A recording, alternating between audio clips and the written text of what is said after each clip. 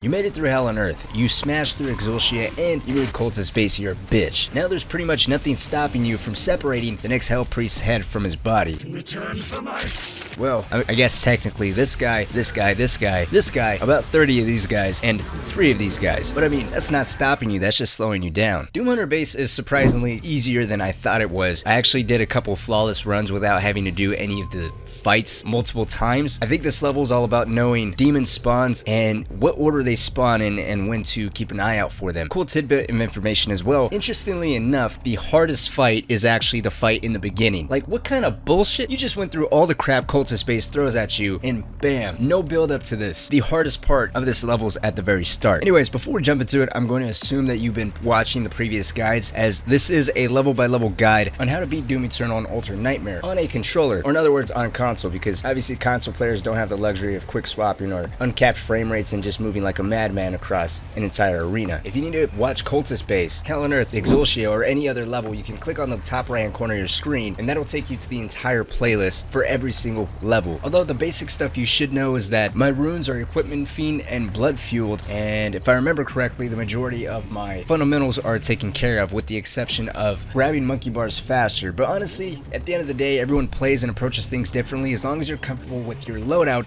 then that's all that really matters. With starting up Doom Hunter's Base, I also, just like in Cultist Base, recommend that you pay attention to the challenges in this level so that way you can max out your Praetor suit as quickly as possible. We're also going to pay attention to Sentinel batteries in this level so that way, again, you can get those Sentinel crystals that are inside the Fortress of Doom, which as a matter of fact, after this level, you can actually do that. Anyways, starting up Doom Hunter's Base, you're going to be confronted with the Mancubus dead center straight across from you, some soldiers, and a couple imps. Obviously, you're going to want to prioritize the Mancubus, just stay on the move. The quickest way to put them in a glory kill is a lock-on mod, sticky bomb, flame belch, glory kill, that's it. And then just stay on the move and take out all the remaining imps and soldiers. And just so you know, I'm like 90% sure none of these things spawn until you actually move. So it's probably a good idea to make sure you're ready before you move your joystick forward. After that initial fight, which is pretty easy, especially if you have quick draw belch and you're flame belching whenever you possibly can, you're going to come across this room right here that's filled with imps, soldiers, and a couple shielded soldiers. This is completely up to you. You can sit back and fight them, or you can meat hook one of them and skip this fight altogether. Whatever your decision is, ultimately I still recommend that you pick up the Praetor suit point that is in this area. Whether if you want to do that now or before you take on both Doom Hunters at the end of the level, use fast travel, come back, pick this up, as you do want to grab this before moving on to the next level. Damn it! Once you make it over here to the next platform, you're going to pick up this weapon mod, use it on whatever you want. Honestly, this is up to you. You're going to take this moment to gather up all this ammunition that's on and around these stairs here, and if need be, pick up this fuel canister, as it is again going to be a saving grace for the next fight, as it's a good way to eliminate a heavy out of the arena ASAP. If this fuel canister is only a second charge up and not a third, that is fine. In the next fight, there's another fuel pickup. Just be aware though, obviously if we're going to prioritize a heavy, we can't really chainsaw in the next fight, but there's plenty of ammunition pickups between this spot right here and all the ammo in the next arena. But going into this fight, the doors are going to slide open. You're going to be confronted with a jump pad right in front of you. Take that. It's going to launch you on the other side of the room, and as soon as you make it to the other side, there's going to be a Pinky and some fodder demon that spawns. You're going to want to ice bomb that Pinky and then hit his tail with a super shotgun. This is honestly what I found out to be the best method, because this Pinky glitches out sometimes. If you hit him with an ice bomb and then a blood punch, for some reason, it doesn't kill him. He will actually survive that. You can also, instead of hitting him with an ice bomb, just outright blood punch him, although be aware, if you do make contact with him while his mouth is open, you will get hurt. So if that does happen, don't get caught off guard and say I didn't tell you. That is a lot of health. Nope, restart. So don't get caught by his mouth. That is ridiculous. I had full health and just shy of full armor, so careful with his mouth. After taking care of that Pinky, I like to basically stand right here, pull out the plasma rifle, and let all the fodder demon funnel towards me. The next wave of enemies isn't going to start until all these fodder demon are taken care of, and this puts me in a good position to take care of the next wave relatively quickly. Speaking of which, the next wave consists of 2 Revenants and a Pinky. The first Revenant spawns right here where you took out that initial Pinky. There's going to be a second Revenant that spawns at the exact same time, kind of down the hallway,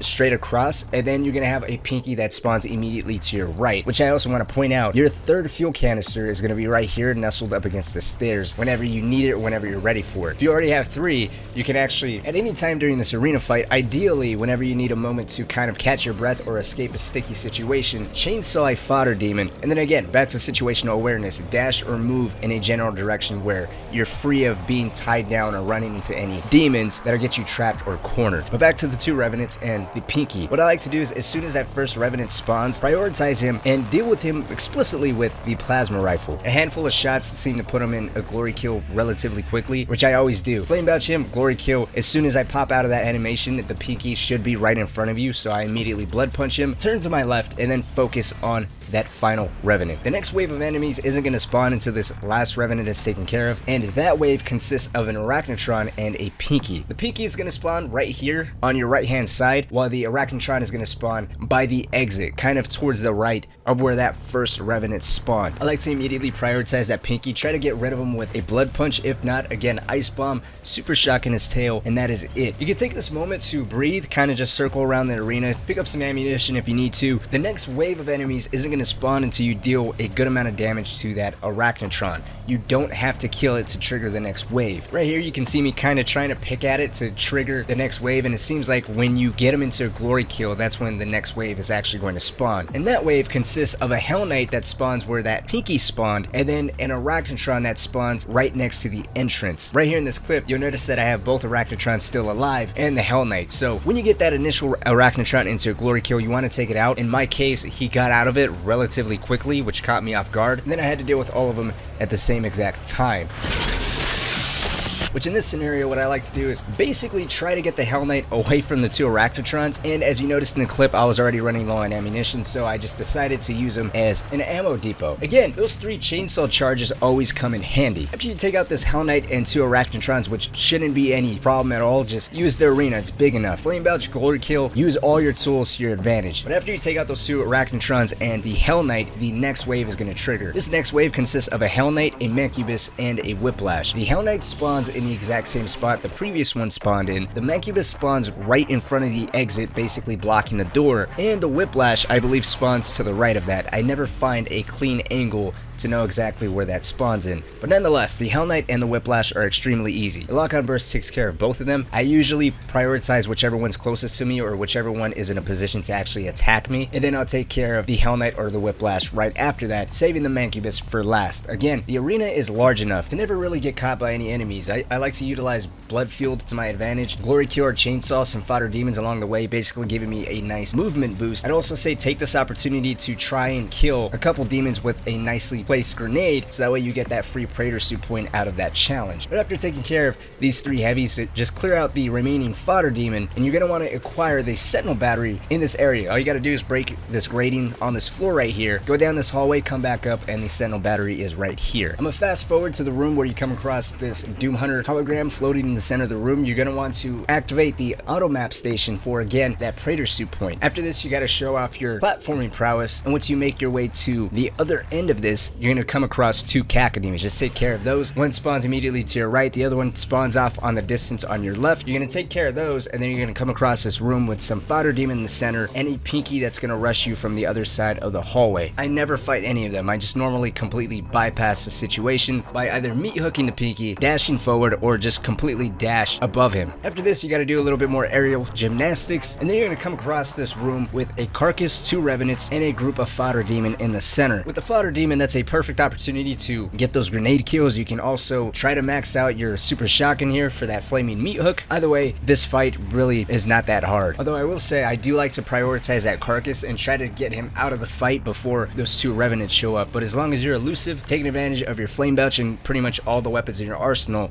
you should be 100% okay here. After this fight, we're going to come across the rune of this mission, which I invest into air control. But again, you can invest whatever the hell you want. My 3 in order is Equipment Fiend, Blood Field, and then finally air control. These 3 are my go-to on all my Ultra Nightmare runs. Next up, we have another platforming segment we got to get across, and then right here we're going to come across a room that you can take down in little pieces. The first part consists of a Hell Knight, a soldier, 2 imps, and then the second part is a Mancubus, some fodder demon, and then all the way in the back in the last part there is a Carcass. If you take this down bit by bit, then this section is no trouble at all. Worst case scenario, if you're panicking, you can always bait out the Hell Knight to fight him in this initial open area. area. Just take them all on one at a time. You should be alright. Once you deal with this room, you're going to come across another platforming area. Do you guys feel like you're playing Super Mario Brothers yet? You're about to, because you're only about 75% done with the platforming. On the other end of this section, you're going to come across 2 Revenants, 2 Carcasses, a couple Soldiers, and a Mancubus. Honestly, just keep running in circles around that thing in the center and just keep moving. You should be alright. I like to prioritize at least one of the Revenants, if not both of them first, and then the Carcass, and then finally the Mancubus, because with the way I move anyways, I catch myself being targeted by the Revenants, and then if I'm not struggling with the Revenants, the Carcasses just make MLG moves and they use their shields incredibly well. So I recommend Revenants, Carcasses, Mancubus last. After this, you guessed it, more platforming, only this time it's more wall climbing versus aerial gymnastics. You gotta be versatile after all. Thank you for spicing it up, Hugo. Hello. And I'd recommend, before completely moving on, picking up the collectibles in this area. There's an album that you can pick up in this first initial room, which is going to help with that final Praetor Suit point and ultimately also give us a Sentinel battery. And then in the other room, there's a Praetor Suit point that you can pick up by dropping down here. After this, you're going to come across a fight, well, loosely based fight, I should say, with some Fodder Demon on your right, a Cacodemon spawning off, closing in on you relatively quickly on your left, and an Arachnotron in the distance. If you're quick enough, I'd say take care of those Fodder Demon while letting that Cacodemon to close in on you, and then once that's in attacking distance, take care of it, and then finally save the Arachnotron for last with a quick lock-on burst to get rid of it. You're going to soar through the air yet again. When you land over here, in the back, there's going to be a Sentinel Crystal that you should be picking up. Invest it in whatever you want. I think I invest in Loot Magnet, but sometimes I prioritize Napalm Belch over Loot Magnet. Between those two, I don't think it matters. They're both good. When you come up here, there's going to be a Sentinel battery over here to the right. I recommend picking that up. Also, if you haven't maxed out your Super Shotgun yet, this is an opportunity to take advantage with all these Fodder Demon here. After this, when you make your way back over here, the doors are going to open, and that's going to reveal a Pinky to you. You can blood punch him, you can hit him with an Ice Bomb, Super Shotgun his tail, whatever you want to do. Once he's taken care of, you're going to move into this room, and you're going to be dealing with a Hell Knight, an Arachnotron, and a Carcass. Depending on how fast you are, is going to determine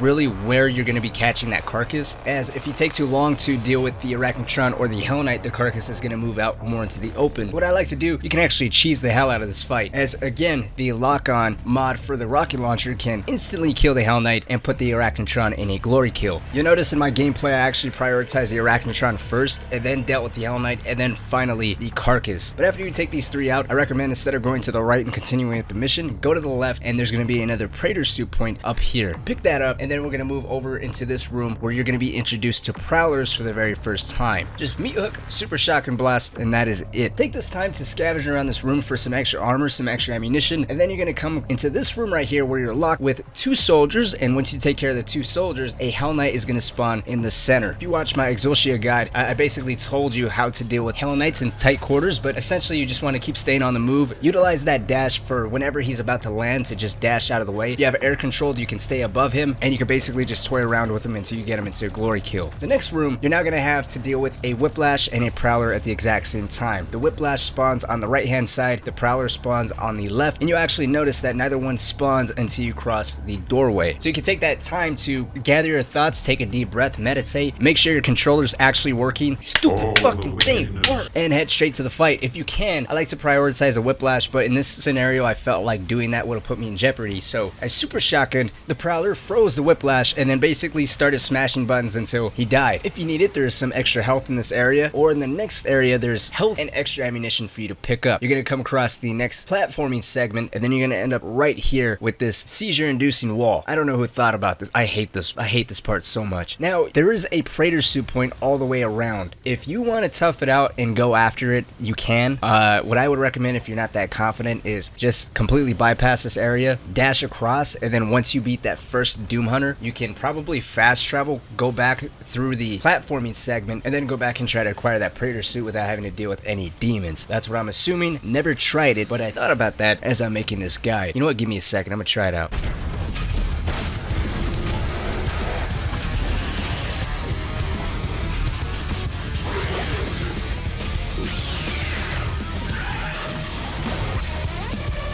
I died on cultist base. So like I was saying, you can either tough it out, try to deal with it right here, or theoretically after dealing with the first Doom Hunter and before jumping down the hole and dealing with the next 2 Doom Hunters in the final arena, you can probably use fast travel, go back through the platforming segment, and get the Praetor Suit Point this way to ensure you're not being harassed by any demons while you're working your way around this wall. But after deciding whether or not you're going to acquire this now or later, after moving on, we're preparing for the fight with the first Doom Hunter. Before stepping foot into this arena, I recommend grabbing any health or ammunition that's lining the hallway that you might need. And if you've already made your way to this mission, you should know that this arena is fairly large. You want to take advantage of this wide open space and kind of treat the Doom Hunter a little bit like a Revenant. You want to keep him at a distance. Whenever he locks onto you, just dash out of the way. Don't get too close because he has a pretty deadly swipe attack that can kill you almost instantly. And if you're someone that doesn't do good with pressure, it's going to be a hard recovery to try to get your health back to where it was if you're a victim of that swipe attack. I also want to point out, going into this fight, I have 3 chainsaw fuels saved up, and there is 1 more in this fight. So in this scenario, what I like to do is use that 3rd chainsaw as a means to kind of escape any sticky situation. Again, I have blood fueled, so that'll help me out with a nice little movement boost in case I get cornered or caught in a situation I don't want to end up in. Then I'll just chainsaw a gargoyle or a soldier, and then back to situational awareness that I talked about in the previous guide, to dash or move in a general direction that is free of any demons or any possibility of getting trapped or stuck. And then pick up that 3rd chainsaw fuel for after we destroy the Doom Hunter's craft, because after it's destroyed, we're going to be dealing with a Prowler and a Carcass on top of some other fodder demon. So just to make the fight a little easier, I like to chainsaw one of them to be able to focus more exclusively on the Doom Hunter. Anyways, after that initial cutscene, you're going to come face to face with the Doom Hunter. What I like to do is immediately move backwards and dash to the left. The reason being is as soon as that cutscene ends, sometimes the Doom Hunter is very aggressive and is going to push you, and you don't want to be a victim of that swipe attack. So doing this is a preemptive move to ensure I'm not a victim of that, as well as I'm behind a wall, basically saving me from any lock-on rockets he may be firing at me. Now, I don't like staying in this position. I like moving kind of more towards the middle, because this way, if you manage to keep the Doom Hunter in the center of the arena, you could basically run giant circles around him. Or you can do what I'm showing you right here in this gameplay. I managed to get him underneath a platform that right above him actually has some armor pickups for you. There's also ammunition up there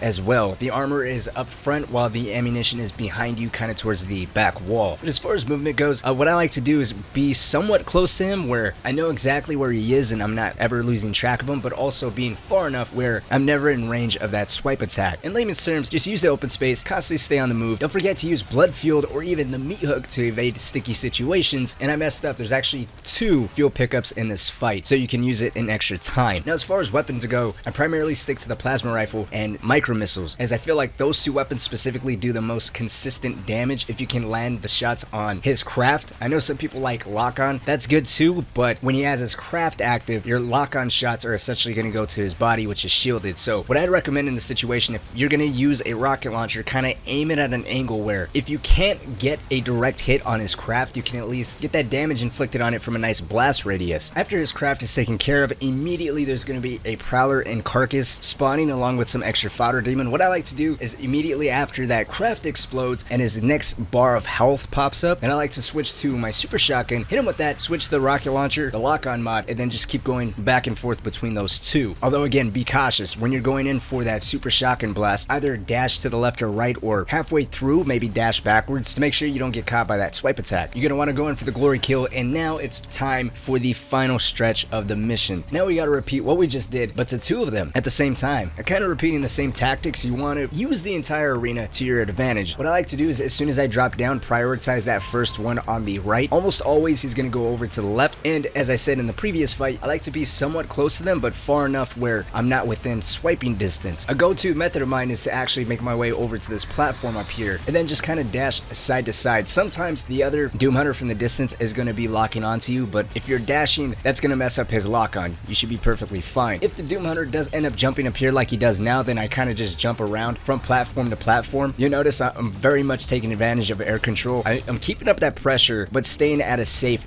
distance. You also notice that when I use the rocket launcher, again, I led my shot, not so much aiming for a direct hit, but trying to get some of that blast radius impact to really damage his craft. The same launch pad and same platform I basically utilize in the same way that I showed you guys of how I take out that whole rocket launcher fight on Cultist base. I feel like utilizing jump pads like that really make you not only a harder target, but it gives you a surveillance of the battlefield, and if you end up getting hit mid-air, a little bit of an escape route. You can can dash in direction that gives you time to recover, maybe pick up some health that's in this arena, or even some ammunition if need be. After taking out one of the Doom Hunter's craft, I always immediately switch my attention to the next Doom Hunter. You don't want to kill one of them until you're in a position where you can kill both of them back to back. The reason being, when you kill one of them, the game is going to trigger Prowlers and Carcasses to spawn. You're basically going to make the fight harder on yourself. So what you want to do is, after you destroy one of their crafts, immediately switch your attention to the next one, take out his craft, and then whittle down their health simultaneously. Ideally, it would also be a good idea to kind of get them in a position where you don't have to move very far from one glory kill to the next, as that's going to limit the possibility of getting caught off guard from a Carcass or Prowler or any other crap that can go sideways pretty quickly. And that's it. After killing both the Doom Hunters, the cutscene is going to trigger and the level is completed. Congratulations. Some other things I want to throw out there though is, after that initial cutscene where you're dropped down into this fight for the first time, it seems like the game actually gives you full chainsaw recharge. At least it did in this gameplay for me. There's also another 3 chainsaw pickups in this fight, so if you want, you can go ape shit with blood fueled and chainsawing demons, so that way you can be a little bit more fluid. There's plenty of health and armor, and of course ammunition in this fight. Just like with everything else, Eternal basically boils down to move first, shoot second. You want to stay on the move, and again, like always, be aware